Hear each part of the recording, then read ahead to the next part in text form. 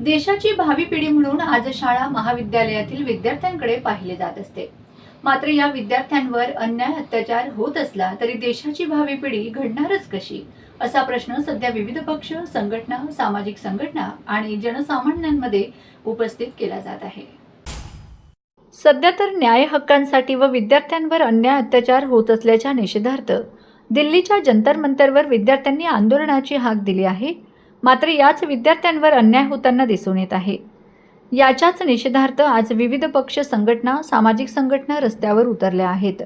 याचाच भाग म्हणून साक्री तालुका वंचित बहुजन आघाडी पक्षाच्या वतीने श्रद्धेय बाळासाहेब आंबेडकर यांच्या आदेशानुसार साक्री तहसील कार्यालय समोर धुळे-सुरत, साक्री-नाशिक हायवे बंद करण्यात आला होता। तसेच साक्री शहर देखील बंद करण्यात आले होते।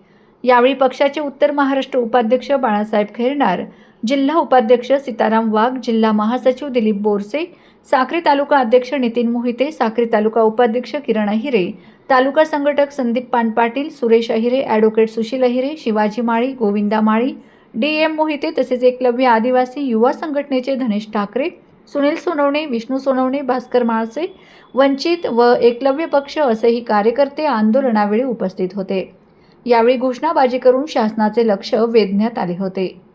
तुषार ढोले, साक्री सहसंपादक।